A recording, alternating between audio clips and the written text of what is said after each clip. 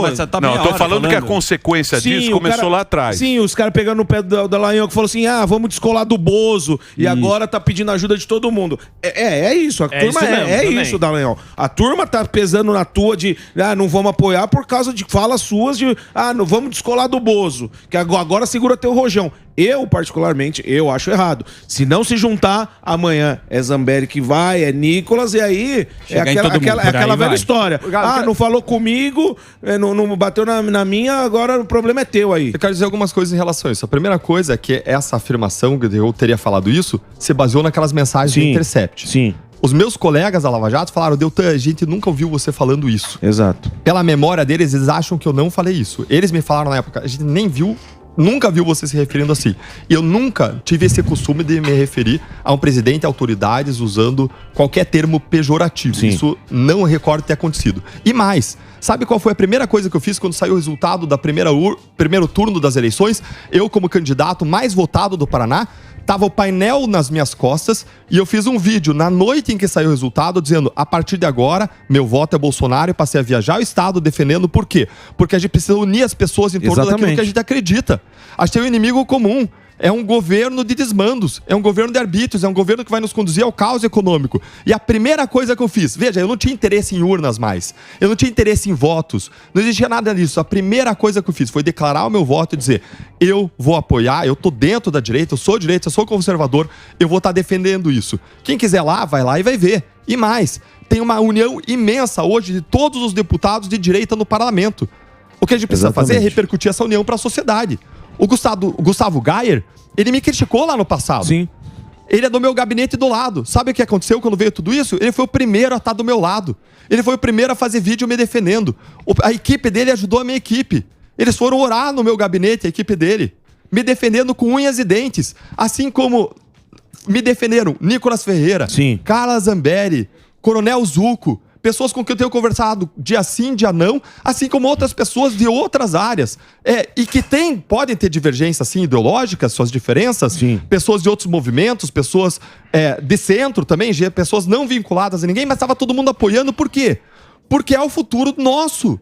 É a cessação do arbítrio. É você empoderar um parlamento que está acuado e que precisa se erguer para reequilibrar os poderes, para recuperar a institucionalidade. Quem diz isso não sou eu. Miguel Reale Júnior disse, a gente está caminhando para a institucionalização do arbítrio, do abuso de direito. E nós precisamos nos unir. Porque hoje é Deltan, amanhã é o Nicolas, depois amanhã é a Cara, depois André Fernandes, depois Sérgio Moro. E isso jamais aconteceria com alguém da esquerda. O Boulos, ele foi cassado. Aliás, gente do PL foi cassado lá no Ceará agora. Sim. Por questão de cota feminina. Boulos foi cassado por isso. Sabe o que aconteceu? Ele não saiu do parlamento.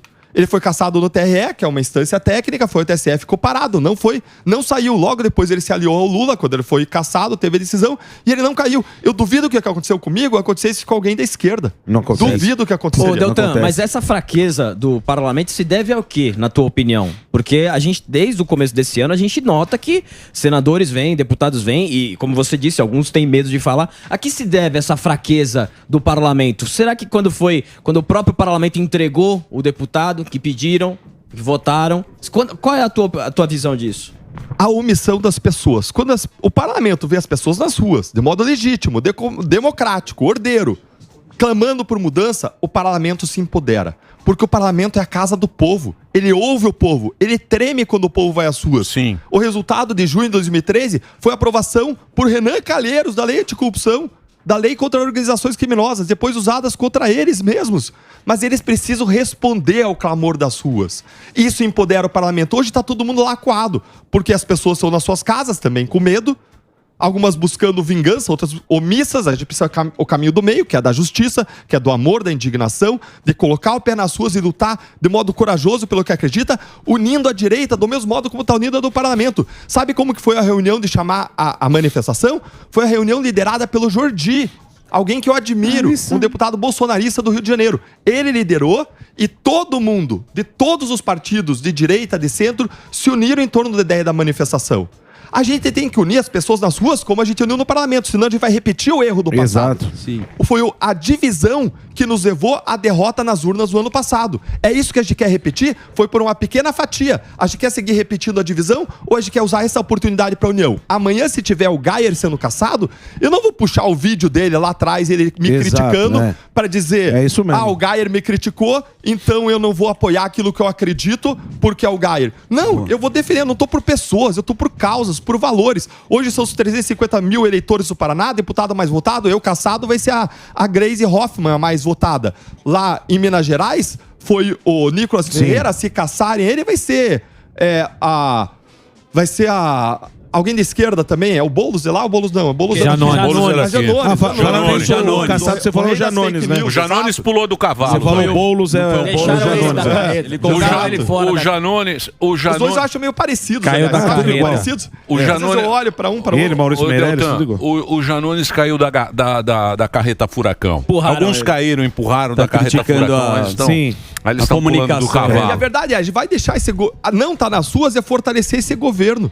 É assumir uma derrota para esse governo dos desmandos e é reconhecer os arbítrios. Vou falar uma coisa para vocês. A gente não vai ter o país com que a gente sonha enquanto nós nos curvarmos, seja por medo, seja por omissão, aos arbítrios do dono do poder. É que é a mesma situação, né, Deltan? A mesma situação da eleição, quando boa parte da direita falou, vamos pra cá, porque senão vai voltar o Barba. Sim. E aqueles outros falaram, não vamos terceira- ficar... É a mesma situação, só que de uma Nenhum, outra nem o forma. outro. Agora vai ter que convencer a outra turma de se essa turma quer se unir com essa que Como deixou na juntar mão agora essa turma aí? Exato, esse Eu é o vejo problema. eles dispostos a reconhecer o erro e dar um passo de reconciliação. Será? Eu vejo. Ontem eu estava conversando sobre isso com um dos líderes de outros movimentos que foram antagônicos e que estão dizendo, a gente precisa unir a direita. E isso está vendo no parlamento. Eu vejo isso no Novo, eu vejo isso no MBL, eu vejo isso nos deputados bolsonaristas, todos dispostos a se unirem por um bem maior, se unirem contra um mal maior, deixando de lado pequenas divergências. Gente, a gente vive numa democracia, a gente não vai concordar em tudo. Sim, é exatamente. normal ter divergência. Exatamente. Agora, quando você está diante do arbítrio,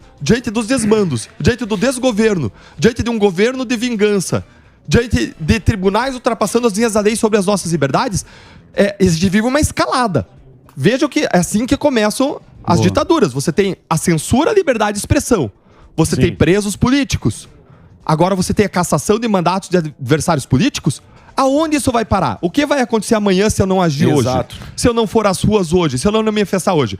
Eu vi a manifestação do presidente Bolsonaro, eu respeito demais o Bolsonaro. Ele tem uma projeção, um apoio infinitamente maiores do que qualquer pessoa na direita no país. Respeito profundamente. Ele disse, vamos concertar esforços na CPI dos atos de 8 de janeiro. É importante a gente dar atenção a essa CPI. É muito Porque importante. senão vai virar uma novela e vira o jogo, hein? Exato. Agora, Vira o essa jogo, CPI, ô Dallagnol. É rapidinho. essa CPI ela vai